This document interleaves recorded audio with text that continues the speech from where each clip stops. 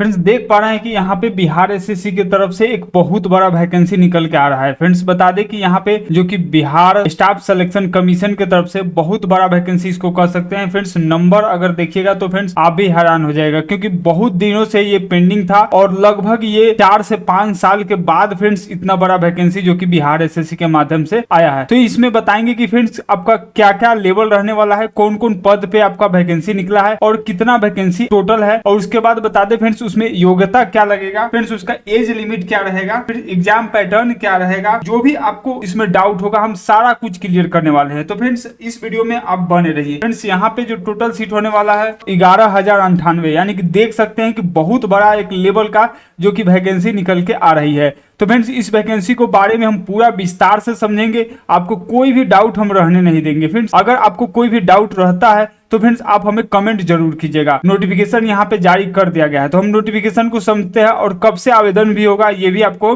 प्रक्रिया समझाएंगे, और सैलरी आपका क्या रहने वाला है ये भी सारा कुछ आपको हम डाउट क्लियर करने वाले हैं। तो यहाँ पे इस वेबसाइट जो ये ऑफिशियल वेबसाइट है, यहाँ पे बिहार स्टाफ सिलेक्शन कमीशन का यहाँ पे ऑफिशियल वेबसाइट है। अगर आप इस पर डायरेक्ट आना चाहते हैं तो आप हमारे anhelping.com पर जा सकते हैं, वहां से भी आपको सारा जानकारी, वहां से भी आप जानकारी ले सकते हैं, या फिर आप वीडियो में है तो आप वीडियो को प्रॉपर देखिए, आपको प्रॉपर समझ में आ जाएगा। तो चलिए फ्रेंड्स इस वेबसाइट पर जैसे ही आप आइएगा तो सबसे पहले यहाँ पे सूचना पत्ती है, तो इस पर हम क्लिक कर लेंगे। यहाँ पे नोटिस बोर्ड ये जो दिख रहा है फ्रेंड्स, यहाँ पे सबसे फर्स्ट ये 19 तारीख को ये नोटिस जारी किया गया था। इस नोटिस पर हम क्लिक कर लेंगे। जैसे नोटिस क्लिक कीजिएगा तो फ्रेंड्स ये नोटिस खुलकर आ जाएगा।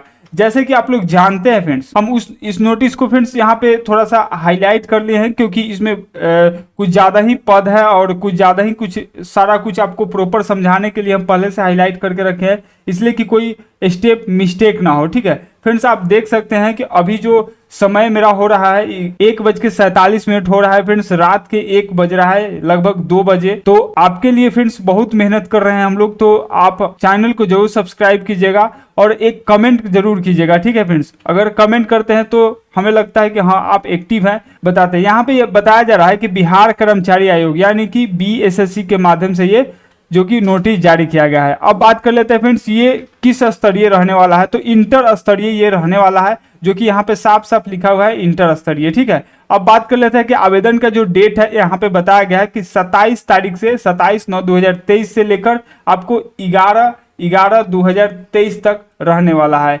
तो यहाँ पे आप लोग ध्यान से भरिएगा फ्रेंड्स, यहाँ पे जो भी डेट आएगा वह उस समय जब 27 तारीख आएगा तो आवेदन होना शुरू होगा, तो हम आपको एक प्रॉपर वीडियो ला देंगे वहां से ऑनलाइन कैसे करना है। ठीक है, बाद बाकी जो जानकारी है इस वीडियो में हम समझते हैं। जैसे कि ये देख सकते हैं इंटर स्तरीय पद जो कि होने वाला है, यहाँ पे भी लिखा हुआ है, और ये जो आपका जो आवेदन होगा वो ऑनलाइन के माध्यम से आवेदन लिया जाएगा। अब बात कर लेते हैं फ्रेंड्स यहाँ पे जो कि पद किस किस पद पर कितना वैकेंसी जो कि रिलीज किया गया है उसको भी समझ लेते हैं। यहाँ पे देख सकते हैं कि कोटिवार रिक्तियों का संख्या, यहाँ पे सबसे पहले यहाँ पे जो कि क्रम संख्या दिया गया है, उसके बाद यहाँ पे पद का नाम दिया गया है, उसके बाद यहाँ पे पद का नाम है, उसके बाद वेतन है, उसके बाद यहाँ पे शैक्षिक योग्यता जो दिया गया है, उसके बाद तकनीकी योग्यता दिया गया है, उसके बाद वांछित योग्यता दिया गया है। उसके बाद अगर आप बिहार के नहीं भी हैं तो आप इस फॉर्म को भर सकते हैं, लेकिन आपको वहां पे आपको आरक्षण मिलने वाला है वो नहीं मिलेगा, बस इतना ही का फर्क है। आपको जनरल कैटेगरी से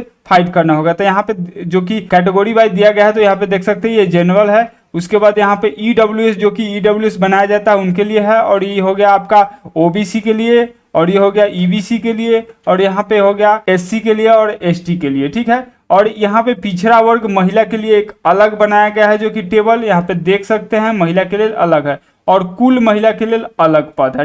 जो भी स्वतंत्रता सेनानी के नाती पोते जो भी होते हैं उनके लिए भी एक अलग आरक्षित पद बनाया गया है, और उसके बाद यहाँ पे जो भी दिव्यांग कोटा से बिलोंग करते हैं उनके लिए भी ये बनाया गया है। तो बाद बाकी यहाँ पे ये सब समझ गए कि कौन सा है। ठीक है, अब बात कर लेते हैं फ्रेंड्स यहाँ पे जो कि बताया गया है फ्रेंड्स, देख सकते हैं कि 35% आरक्षित जो सीट है वो महिला के लिए रहेगा। तो यहाँ पे महिला के लिए समझेंगे कि कैसे वो महिला के लिए है। ठीक है, अब बात कर लेते हैं यहाँ पे जो यहाँ पे पद का जो नाम होगा, जो किस पद पर आपका ज्वाइनिंग होगा और किस विभाग में आपका ज्वाइनिंग होगा वो यहाँ पे लिखा गया है। तो आप देख सकते हैं जो अभी आपका पद होगा, ये अगर 1 नंबर वाला में फॉर्म भरते हैं तो निम्न वर्गीय लिपि, यानी कि निम्न वर्गीय लिपि, और जो विभाग का नाम होगा पथ निर्माण विभाग। ठीक है, लेवल 2 का जो फ्रेंड्स यहाँ पे वेतनमान होगा। तो लेवल 2 में अगर हम बात कर ले तो फ्रेंड्स लगभग वहाँ पे 24,000 रुपया जो कि आपको दिया जाता है, ठीक है फ्रेंड्स। तो 24,000 में अगर वहाँ पे DA PA अगर बहुत उसमें जुड़ता है तो आपको लगभग वहाँ पे 30,000 के करीब में आपका सैलरी पहुंच जाता है। तो फ्रेंड्स अब बात कर लेते हैं फ्रेंड्स यहाँ पे न्यूनतम योग्यता का। तो यहाँ पे देख सकते हैं फ्रेंड्स इंटरमीडिएट या समकक्ष, जैसे कि यहाँ पे इंटरमीडिएट अगर किए हुए वो तो भर ही सकते हैं फ्रेंड्स। या समकक्ष का मतलब क्या होता है, जैसे कि अगर आप मैट्रिक का एग्जाम दिए उसके बाद इंटर नहीं करके आप ITI कर लिए, ठीक है, ITI किए और उसके बाद 2 सब्जेक्ट का एग्जाम जो कि आप हिंदी और इंग्लिश का एग्जाम दिए इंटर का, और उसमें जो बाद बाकी जो सब्जेक्ट होता है वो मर्ज हो जाता है और उसके बाद उनको इंटर का मान्यता भी मिल जाता है, तो वो भी भर सकते हैं। या फिर फ्रेंड्स आप डिप्लोमा किए हैं जैसे पॉलिटेक्निक कर लिए हैं तो वो भी भर सकते हैं। तो इस प्रकार से इंटर या समकक्ष इनको कह सकते हैं, ठीक है। उसके बाद बात कर लेते हैं यहाँ पे तकनीकी योग्यता। तकनीकी योग्यता में फ्रेंड्स देख लीजिए यहाँ पे कंप्यूटर पर हिंदी में वर्ड प्रोसेसिंग टंकन, ठीक है। तो यहाँ पे टंकन का मतलब यहाँ पे टाइपिंग कहा जाता है फ्रेंड्स, यहाँ पे देख सकते हैं, ठीक है। और हिंदी में आपको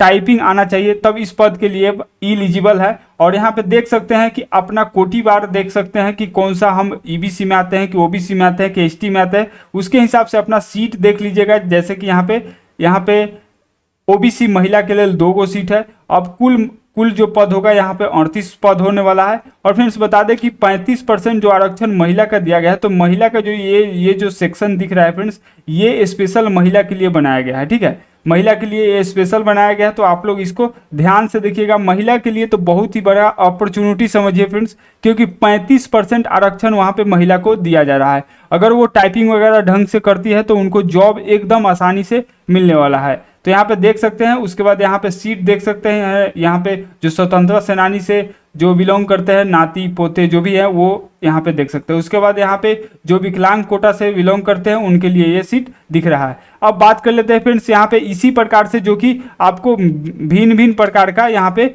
पद रखा गया है, जो कि हम पद का नाम बता देते हैं फ्रेंड्स। यहाँ पे आप यहाँ पे आइएगा, नोटिफिकेशन को हमारे टेलीग्राम से लोड कर लीजिएगा या फिर अपने वेबसाइट से भी लोड कर सकते हैं। उसके बाद यहाँ पे आपको समझना क्या है फ्रेंड्स, यहाँ पे देख लीजिएगा अपने अनुसार जिसमें आपका सुटेबल बुझाए और जिसमें आपका जो कि आपका योग्यता जो कि कंप्लीट हो उस पद के लिए आप आवेदन कर सकते हैं 27 तारीख से, ठीक है। इसमें पद फ्रेंड्स बता दें, यहाँ पे LDC के लिए पद है, पंचायत सचिव के लिए पद है, राजस्व कर्मचारी के लिए पद है, उसके बाद सचिवालय वर्कर्स के लिए पद है, उसके बाद असिस्टेंट ऑफिसर के लिए पद है। यानी कि 5 ऐसे पद हैं जो कि अलग अलग विभागों में फ्रेंड्स ऐसे 5 पद है जो कि आपका जो कि इसमें सीट रखा गया है। अब बात कर लेते हैं, यहाँ पे बहुत सारे ऐसे भी हैं जो कि 4 लेवल का फ्रेंड्स वेतनमान है। तो उनका क्या, जैसे कि यहाँ पे देख सकते हैं, यहाँ पे फलेरिया निरीक्षण जो कि स्वास्थ्य विभाग से होंगे, उनका जो कि लेवल 4 का सैलरी होगा। तो लेवल 4 का क्या मतलब होता है फ्रेंड्स, जब लेवल 4 होगा तो फ्रेंड्स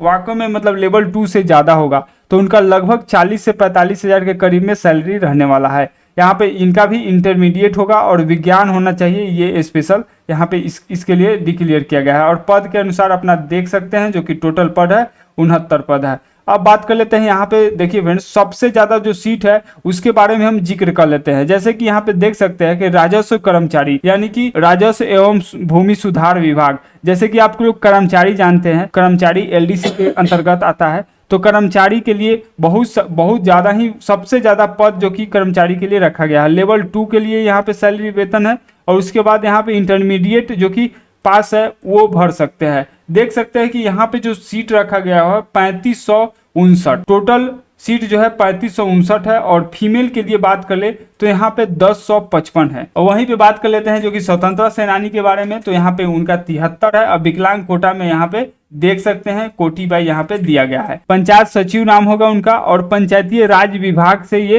बिलोंग करेंगे। इनका लेवल 3 का जो कि फ्रेंड्स यहाँ पे आपका सैलरी रहने वाला है और इसमें भी आपका इंटरमीडिएट आपका पास होना चाहिए। तो देख सकते हैं कि जो इंटर पास किए हैं उनके लिए बहुत सारा अपॉर्चुनिटी है, आप इस फॉर्म को भर सकते हैं, ठीक है फ्रेंड्स। यहाँ पे जो एग्जाम का प्रोसेस होगा, जो ये जो पंचायत सचिव होंगे उनका जो फ्रेंड्स एग्जाम का प्रोसेस होगा वो एग्जाम होगा 2 गो एग्जाम होगा, जो कि फर्स्ट एग्जाम आपका क्वालिफाई कीजिएगा, उसके बाद एक और एग्जाम लिया जाएगा। अगर जिनका कंप्यूटर टेस्ट है, जैसे कि यहाँ पे देख सकते हैं यहाँ पे कंप्यूटर टेस्ट है, उनका फ्रेंड्स यहाँ पे एक ही एग्जाम लिया जाएगा, उसके बाद उनका कंप्यूटर का जो टंगन का जो टाइपिंग का टेस्ट है वो लिया जाएगा। तो ये बात ध्यान रखिएगा, ये मत समझिएगा कि इंटर है तो एक एग्जाम पास किए उसके बाद आपको, ये एलडीसी के अंतर्गत आता है फ्रेंड्स। आप बीएसएससी का एग्जाम दे रहे हैं, बिहार एसएससी का एग्जाम दे रहे हैं, ठीक है। अब यहाँ पे टोटल सीट देख सकते हैं 3532, ठीक है। और यहाँ पे आपका जो फीमेल कैटेगरी का रहेगा 1022, 71 सीट जो कि स्वतंत्रता सेनानी का रहेगा। उसके बाद विकलांग का जो कि यहाँ पे सीट दिख रहा है। अब बात कर लेते हैं फ्रेंड्स, यहाँ पे और भी सीट है जो कि आप देख सकते हैं। यहाँ पे नगर विकास एवं आवास विभाग में भी आपको सीट दिख रहा है फ्रेंड्स। यहाँ पे भी आपका इंटरमीडिएट के साथ कंप्यूटर जो कि टंगन होना चाहिए, यहाँ पे देख सकते हैं। उसके बाद यहाँ पे सीट जो देख सकते हैं 2029 सीट है यहाँ पे, और 40 जो कि आपका स्वतंत्रता सेनानी के लिए और विकलांग के लिए यहाँ शो हो रहा है। अब बात कर लेते हैं फ्रेंड्स, इसी प्रकार से सारा कुछ अपना पद जो कि है देख लीजिएगा, आपके अकॉर्डिंग जो बैठे उसमें भर सकते हैं, ठीक है। अभी हम पूरा बता नहीं सकते, एक एक करके आप इसको नोटिफिकेशन को लोड करके देख सकते हैं। यहाँ पे कुल पद जो रखा गया है फ्रेंड्स, यहाँ पे देख सकते हैं 11,098 जो कि टोटल पद है, ठीक है। अगर हम बात कर लेते हैं कोटि बाई, तो यहाँ पे कोटि सबका यहाँ पे ऊपर देखिएगा तो पता चलेगा फ्रेंड्स। यहाँ पे ओबीसी का जो है 1243 जो कि सीट रहने वाला है। अगर जनरल की बात कर ले तो जनरल में आपका 5054 सीट होगा। अगर ईडब्ल्यूएस का बात कर ले तो 1090 सीट होगा। उसके बाद वहीं पे आप ईबीसी का बात कर ले तो फ्रेंड्स 1884 सीट रहने वाला है। यहाँ पे जो कि एससी का सीट अगर हम देखें तो यहाँ पे 1367 रहेगा। अगर एसटी का सीट देखें तो 76 सीट रहेगा। अगर पिछला वर्ग के महिला का सीट देखिएगा तो यहाँ पे 368 सीट रहने वाला है। और नीचे स्क्रॉल करेंगे तो देख सकते हैं यहाँ पे न्यूनतम शैक्षिक योग्यता में बात कर लेते हैं तो यहाँ पे देख सकते हैं कि न्यूनतम जो शैक्षिक योग्यता जो है ऊपर जो बताया गया है, जो कि आपका यहाँ पे जैसे कि इधर बताया गया है कि इंटरमीडिएट के साथ है आपका जो कि टाइपिंग का ज्ञान होना चाहिए। फ्रेंड्स टाइपिंग से याद आ गया कि टाइपिंग जो आपका होना चाहिए फ्रेंड्स हिंदी और इंग्लिश। देखिए फ्रेंड्स यहाँ पे हिंदी अगर आपका कम से कम आपका 30 रखिएगा, ठीक है। उसके बाद अगर इंग्लिश का बात कर ले तो कम से कम आपका 35 रखिएगा, इससे ऊपर रखिएगा तो बेहतर होगा, ठीक है। तो ये इसका ध्यान जरूर रखिएगा। उसके बाद यहाँ पे बताया गया है कि ऊपर जो भी अनिवार्य जो योग्यता बताया गया है वो आपको देना अनिवार्य होगा, ठीक है, समझ गए। उसके बाद बात कर लेते हैं फ्रेंड्स यहाँ पे बताया जा रहा है फ्रेंड्स, इस बात को बहुत गौर से आप लोग देखिएगा, क्योंकि ये जो बताया जा रहा है कि अगर आप आवेदन पत्र में कोई भी ऐसा जो कि त्रुटि करते हैं, गलत भरते हैं, तो आपको 1% भी आपको सुधार करने का ऑप्शन नहीं दिया जाएगा। यहाँ पे पूरा साफ साफ लिखा गया है, ऑनलाइन आवेदन पत्र में दावा किए गए आरक्षण श्रेणी में किसी भी परिस्थिति में परिवर्तन नहीं किया जाएगा तथा इस संबंध में किसी भी आवेदन पर विचार नहीं किया जाएगा। मतलब समझ रहे हैं, पहले ही पल्लू झाड़ रहा है, क्योंकि देखे हैं कि आप लोग जो ST/ST का जो एग्जाम हुआ था उसमें पेमेंट का क्या इशू आया था, चाहे जो भी बहुत सारा गलती हो गया था, तो उसमें इस बार नोटिफिकेशन में सीधा लिख दिया गया है कि हम इसका जिम्मेवार नहीं होंगे, इसके बारे में कोई बातचीत नहीं होगा, जो गलती किया। तो आप लोग ध्यान से भरिएगा और सोच समझ के भरिएगा। खैर इसमें थोड़ा सा तकलीफ है कि आपको जो फॉर्म भरना है वो खुद से नहीं भर पाइएगा, क्योंकि उसमें वेब कैम का जो कि ज़रूरत पड़ेगा, तो वेब कैम आपके पास होगा नहीं तो आप नहीं भर सकते हैं। तो वेब कैम अगर होगा आपके पास तो भर सकते हैं, नहीं तो नहीं भर पाइएगा।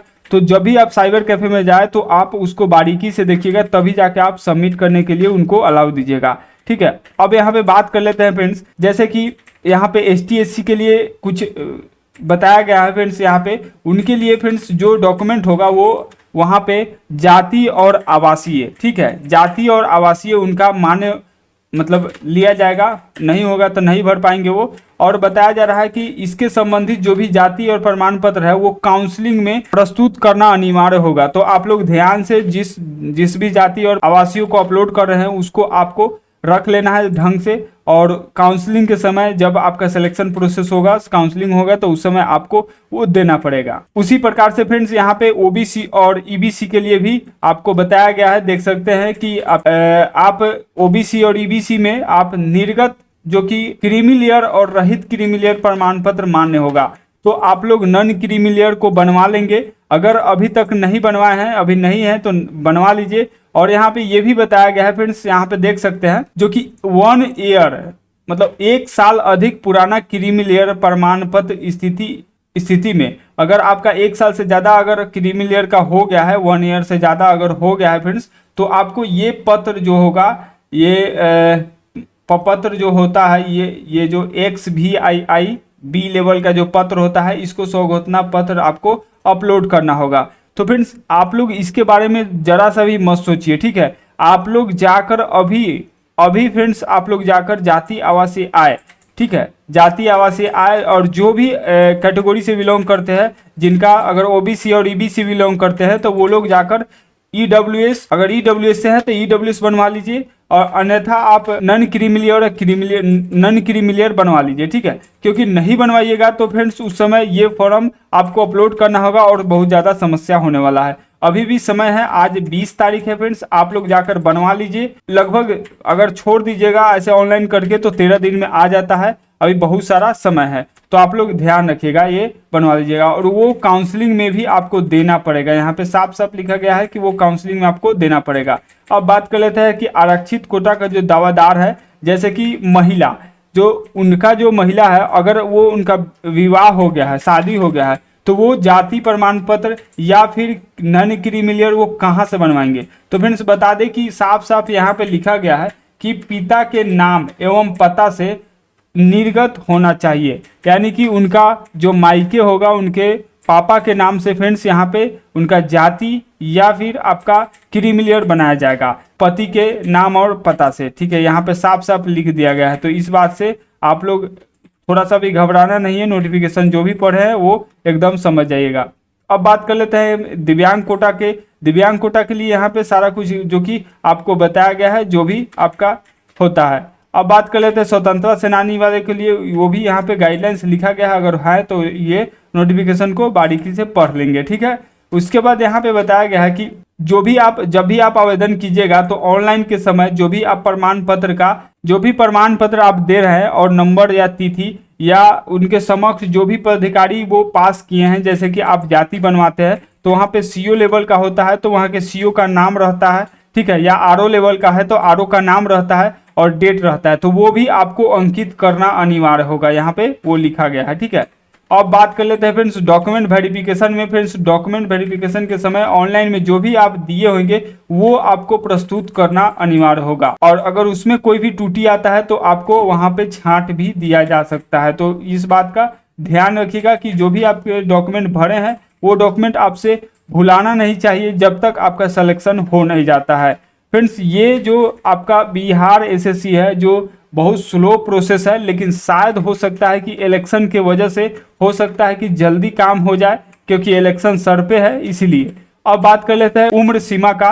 तो यहाँ पे उम्र सीमा जो की है, ये जो आपका जो रखा गया है 1/8/2023 के आधार पर, जो कि अंदर में ही इसके नीचे ही आपका जो कि डेट काउंट किया जाएगा। तो यहाँ से देख सकते हैं कि यहाँ पे न्यूनतम जो आयु है यहाँ पे 18 साल रखा गया है, और उसके बाद फ्रेंड्स जो उच्चतम आयु है, अधिकतम आयु होगा यहाँ पे कोटि 12 है। जनरल कोटि से आते हैं, जनरल से आते हैं तो उनका जो कि 37 साल होगा। अगर जनरल से महिला है तो वही 40 साल होगा। अगर OBC और EBC महिला या पुरुष के लिए यहाँ पे 40 साल रखा गया है।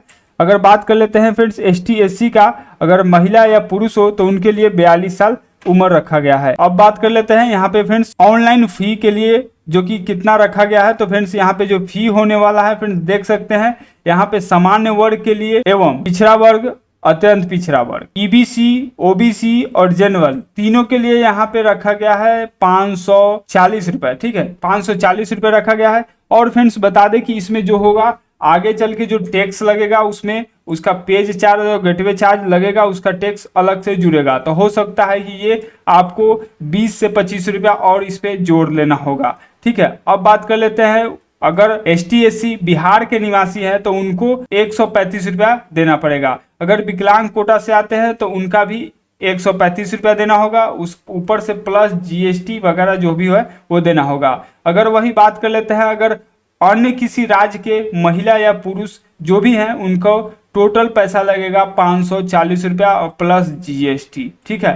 इस बात का ध्यान रखिएगा। अब बात कर लेते हैं यहाँ पे जो कि प्रोसेसिंग चार्ज है, यहाँ पे खुलेआम लिख दिया गया है कि प्रोसेसिंग चार्ज जो और सर्विस टैक्स भी अलग से वाहित किया जाएगा। पेमेंट मोड का बात कर ले तो यहाँ पे credit card, debit card, UPI और नेट बैंकिंग से पेमेंट जमा लिया जाएगा। ऑनलाइन जो होगा वो रजिस्ट्रेशन के पश्चात जो कि पेमेंट गेटवे ऑनलाइन गेटवे है उसके माध्यम से आपका पेमेंट होगा। देखिए फ्रेंड्स, यहाँ पे बताया जा रहा है कि जो 27 से आपका आवेदन शुरू होगा और यहाँ पे आपका 11 तक जो 11 तक जो कि सबमिट किया जाएगा, लेकिन जो पेमेंट करने का जो डेट रखा गया है 9/11 तक ही आपका पेमेंट लिया जाएगा।